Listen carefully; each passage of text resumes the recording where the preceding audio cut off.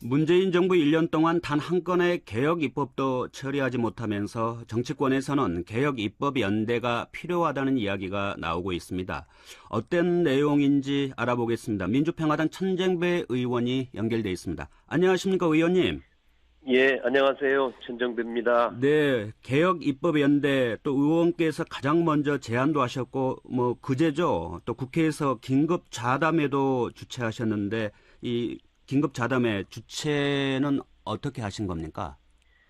예, 지금 말씀하신 대로 문재인 정부 1년여 동안 안타깝게도 개혁 입법을 한 건도 처리하지 못했습니다. 네. 예, 이렇게 가면은 앞으로 임기 말까지 국회 임기 말까지 2년 가까이 남았지만은 똑같은 상황이 반복될 것입니다. 근데 이것은 우리 촛불 국민혁명에 대한 어떤 엄청난 배신이라고 말할 수도 있습니다. 예. 그래서 저는 어떻게 기득권 야당을 넘어서서 개혁 입법을 진행할 것인가 국리의 국리를 거듭해 왔어요. 네. 그런데 이제 지난 재보궐선거 결과 국민들께서 개혁 세력에게 157석을 만들어 주셨습니다. 네. 이 숫자가 굉장히 중요한 숫자입니다. 157명만 뭉치면은 말하자면 개혁 입법 연대를 만들면은 그래서 국회 지금 하반기 원구성 그러니까 네. 상임위 배정이나 국회의장 뽑는 거 이런 걸 지금 앞두고 있지 않습니까? 네. 이 원구성을 제대로 하면은 앞으로 남은 국회 임기 약 1년 반 이상 동안에 모든 개혁 입법을 완벽하게 이뤄낼 수 있다. 네. 이런 이제 결론을 얻었습니다. 예. 그래서 지금 상황에서는 그 157석을 가지고 국민의 뜻을 외면해서는 안 된다. 네. 그 당위성을 알리기 위해서 예. 좌담회를 했고요. 네. 이제 앞으로 그 문재인 대통령과 민주당 수뇌부가 중요한데요. 저는 이 개혁 입법 연대를 적극 추진해야 한다고 생각합니다. 네. 그 말씀하신 157석이라는 건 범진보 진영의 157석은 이제 민주당의 130석과 우리 또 민주평화당의 14석이죠. 그렇습니다. 예, 그리고 근데 정의당의 6석, 이제 바른미래당의 당적을 계속 못 노현하고 있는 세 분도 비례대표 세 분도 이제 비례대표 세 포함되고요. 의원이 있으시고요. 그리고 이제 약간 친여 성향의 진보 성향의 무소속 의원 세 분, 그리고 예. 민중당이 이제 한 석이죠. 민정당 한석. 예, 그래서 이제 말씀하신 게 157석인데요. 예. 예. 일단 이 157석이 뭉치면 가능한 개혁 입법 어떤 걸 예. 꼽을 수 있습니까? 처리가 가능한 개혁 입법으로요. 모든 법은 다 만들 수 있지요. 네. 그러니까 개혁 입법뿐만 아니라 157명이 찬성하면 모든 것을 할 수 있다는 겁니다. 그래서 네. 이제 여러 가지가 있는데 제가 제일 먼저 해야 될 법이라고 생각하는 것은 선거법입니다. 네. 선거제도가 지금 극심하게 민심과 유리돼 있지 않습니까? 네. 이번 지방선거에서도 많이 나타났습니다. 10% 이상의 득표를 가지고도 거의 1%도 안 되는 의석을 가진 정당도 있고, 네. 또 민주당은 경기도 서울에서는 한 50% 정도의 득표를 했는데 실제 의석은 90%를 가지게 되고 이런 이제 극심한 민심의 왜곡이 있는데요. 이걸 네. 꼭 고치는 민심 그대로 선거제, 그러니까 국민의 민심이 정확히 선거에 반영되는 그 제도가 흔히 이제 연동형 비례대표제라고 전문 용어를 합니다만, 네. 그 개정안이 정치 개혁으로서 가장 중요한 거라고 저는 생각하고 있고요. 네. 그 밖에 많죠. 예. 재벌 개혁해야 될 것이고요. 네. 얼마 전에 검경 수사권 조정도 발표됐는데 검찰 개혁도 해야 될 것이고 경찰 개혁도 해야 될 것이고 네. 이 종부세 등을 비롯한 세제 개혁안도 발표되고 있지 않습니까? 네. 그 세금 그 개혁안 지금 문재인 정부가 열심히 개혁안을 발표하고 있습니다만은 그야말로 그것은 발표에 불과합니다. 그것이 네. 국회에서 법안으로 만들어지지 않는다면 아무것도 할 수 없는 거지요. 예. 그런 점에서 지금 우리 국민들이 바라는 또 촛불 국민혁명 이후에 문재인 정부가 추진하고 있는 모든 개혁 이것을 입법으로 네. 뒷받침하고 실현하자는 겁니다. 네, 의원님의 말씀을 들으면 대부분 예. 다 문재인 정부의 또 핵심 과제들이잖아요. 이 개혁 입법들이. 그렇다면 집권 여당인 민주당이 개혁 입법 연대에 대해서 반대할 이유가 없어 보이는데 실제는 좀 그렇지 않잖아요. 좀 약간 뜨뜻미지근하다, 미온적이다는 생각이 드는데 왜 그렇습니까? 그렇죠. 그래서 제가 지금 말씀드리고 싶은 것은요. 그래서 문재인 대통령의 결단의 문제다고 저는 생각합니다. 네. 지금 이제 그 157석을 가지고 어떻게 개혁 입법을 처리할까 하는 것은 뭐 시간 관계상 다 설명드릴 수는 없습니다만은 예. 우선 국회 18개 상임위원장이 있지 않습니까? 네. 가장 유명한 상임위원회가 법제사법위원회죠. 법사위원회. 네. 그 법사위원장이 사회를 제대로 보지 않으면 어떤 법도 통과시킬 수가 없습니다. 네. 그동안 자유한국당 소속의 법사위원장이 어떻게 해왔는지 다 알고 계시잖아요. 네. 앞으로도 그런 상태로 가면은 이제 문재인 정부는 개혁 입법에 관한 식물 정부가 되는 거지요. 그런데 그것을 넘어서려면 기존의 관행을 넘어서야 됩니다. 그러니까 법사위원장을 찾아와야 되거든요. 네.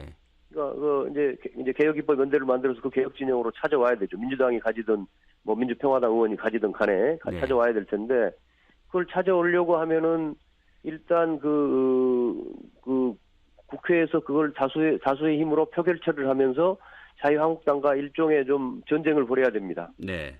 예, 그게 무슨 이제 요새는 뭐 이제 동물 국회는 안 되잖아요. 몸으로는 못 막 겁니다. 네. 자유한국당도 그렇지만 그 보는 시각에 따라서는 어떻게 그 여당 범여권 세력 진보 세력이 상임위원장을 독식하느냐 이런 비판이 있는 것입니다. 네. 이것이 두려워서 우물쭈물 지금 하고 있는 거거든요. 예.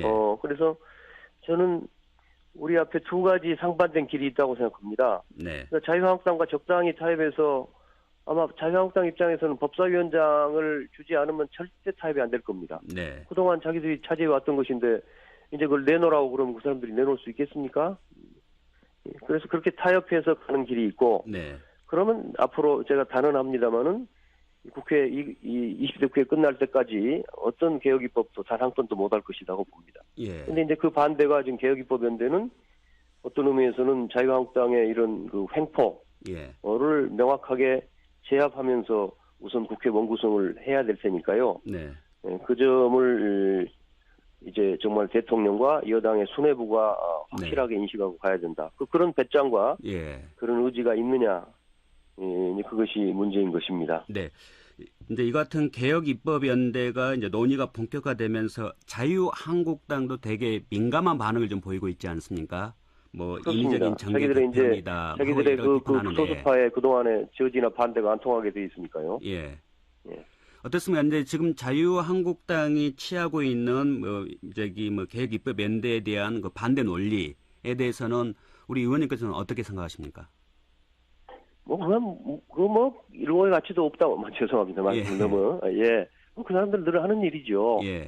예를 들어서 아마 법사위원장을 차지하기 위해서 협상을 할 때는 야, 과거에는 그랬지만 앞으로는 다 우리도 합리적으로 잘하겠다. 이렇게 할 겁니다. 그 약속. 예. 근데 실제 법사위원장 찾아간 다음에 자유한국당이 냉수 마시고 속 차릴까요? 네. 예, 그렇게. 그리고요, 또 이걸 제가 말씀드리고 싶습니다. 개혁입법 연대를 만들어서 좀 강력하게 간다고 그래서요. 네. 자유한국당이나 다른 야당을 무시하자는 것은 아닙니다. 예. 예, 대화하고 타협하고 또 그들하고도 필요한 것들은 어느 정도 양보도 하고 해야죠. 정치가 당연히 그래야 되지요. 그런데 그런 뜻이지. 그러나 일단 다수파를 만들어 놓자는 겁니다. 국회에. 네. 과거에 이제 김대중 대통령이 당선됐을 때 여소야대였습니다.